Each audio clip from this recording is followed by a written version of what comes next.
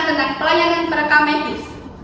Sebelumnya, perkenalkan, nama saya Azalia Septi Yuliani dengan ujung NIM 5303. Perkenalkan, nama saya Dian Widyastuti dengan nomor ujung NIM 327. Perkenalkan, nama saya Risma Hartantri dengan ujung NIM 340. Perkenalkan, nama saya Rina Habibur Rahman dengan ujung NIM 5355.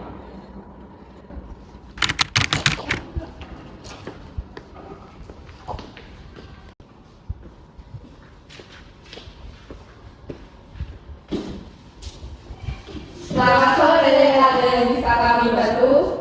Sore, saya mau memeriksakan anak saya. Baik Bapak, apakah sebelumnya pernah berobat di rumah sakit ini? Belum, ini untuk pertama kalinya. Baik Bapak, boleh dibantu dengan KTP atau kartu identitasnya? Atas nama Dia Widyastuti ya? Untuk keluhannya apa ya kalau boleh tahu? Ya Bu, demam sudah 3 harian. Baik, kami akan proses terlebih dahulu ya untuk berkas pendaftaran dan nomor antrian. Bisa ditunggu sebentar, Di.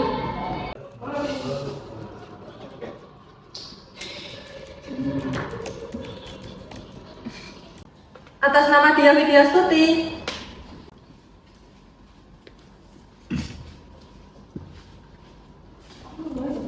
Baik, betul dengan Ananda Dia? Betul dengan saya sendiri. Baik, ini sudah kami data dan juga sudah ada nomor antriannya. Nanti silakan menunggu di ruang tunggu yang sudah tersedia, nggih. Sudah kami jadwalkan dengan Dr. Ardita di Poli Umum dan bisa ikuti petunjuk yang ada di layar untuk antriannya. Baik Bu, terima kasih. Sama-sama, jika ada yang ingin ditanyakan, bisa kembali lagi ke loket saja, nggih. Semoga lekas sembuh.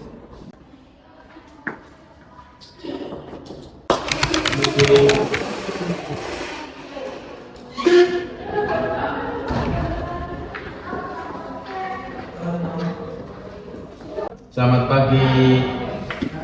Betul, pasien atas nama Risma Hartantri. Betul Bapak, adik saya. Baik Ibu, hari ini atas nama pasien Risma Hartantri diperbolehkan pulang di. Ini ada berkas pemulangan dan juga surat kontrol serta obat. Untuk kontrolnya di hari Senin, Ibu dengan dokter Adinda, spesialis klinik penyakit dalam. Untuk obatnya bisa ditebus di depan depo farmasi. Baik Bapak, terima kasih, nggih. Baik Ibu, sama-sama.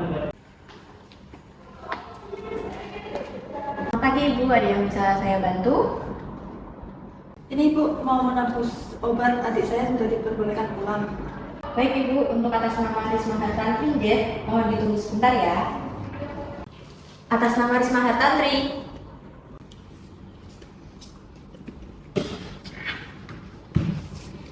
Silakan duduk deh Ibu. Terima kasih.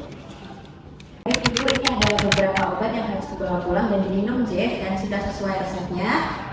Yang pertama ada paracetamol, cukup diminum 3 kali sehari dengan aturan 8 jam sekali. Lalu ada amoxicillin, itu antibiotik, ini wajib dihabiskan dan diminum 2 kali sehari, 1 tablet setelah makan dengan aturan minum setiap 12 jam sekali. Baik Ibu, terima kasih. Sudah jelas Ibu atau masih ada yang dibingungkan? Sudah jelas Ibu. Terima kasih banyak ya Bu. Baik Ibu, jika semuanya sudah selesai, diperbolehkan pulang. Semoga lekas pulih total ya. Terima kasih Ibu. Terima kasih kembali. Kami akan memberikan studi kasus tentang komunikasi yang buruk dalam pelayanan perekam medis. Pagi itu, suasana loket pendaftaran rumah sakit cukup ramai. Pasien berdatangan, silih berganti. Di antara mereka, seorang ibu parubaya bernama Ibu Siti datang untuk kontrol penyakit diabetesnya. Dengan wajah lelah, ia berjalan menuju loket rekam medis sambil membawa kartu berobat. Di balik meja loket, ada seorang petugas rekam medis bernama Rina. Ia terlihat sibuk mengetik data pasien sambil sekali menghela napas karena antriannya panjang. Permisi Ibu, saya mau daftar kontrol ke poliklinik di dalam. Ini kartu berobat saya, ucap Ibu Siti dengan sopan. Rina hanya melirik sekilas tanpa senyum, lalu berkata singkat, nama, sambil tetap fokus menatap layar komputer. Ibu Siti Nurhayati, Bu. Jawab Ibu Siti perlahan. Poli jam 9. Ditunggu saja di sana, ucap Rina datar tanpa menjelaskan tujuannya. Ibu Siti bingung. Ia belum terlalu hafal letak poli karena baru beberapa kali berobat ke rumah sakit tersebut. Dengan ragu ia bertanya, "Maaf Bu, polinya di sebelah mana ya?" Rina mendengus kecil lalu menjawab dengan nada kurang ramah, "Sudah sering kesini kan, harusnya tahu, cari saja sendiri." Ibu Siti terdiam. Ia merasa tersinggung dan tidak dihargai. Dengan langkah pelan, ia mencoba mencari sendiri poli penyakit dalam.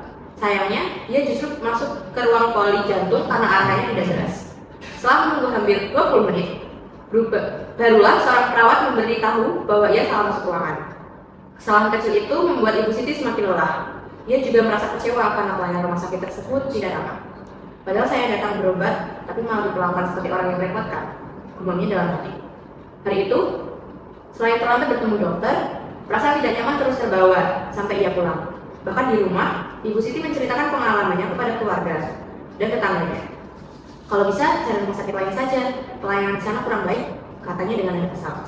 Dampak dari studi kasus tersebut. 1. Ibu Siti merasa tersinggung dan tidak dihargai.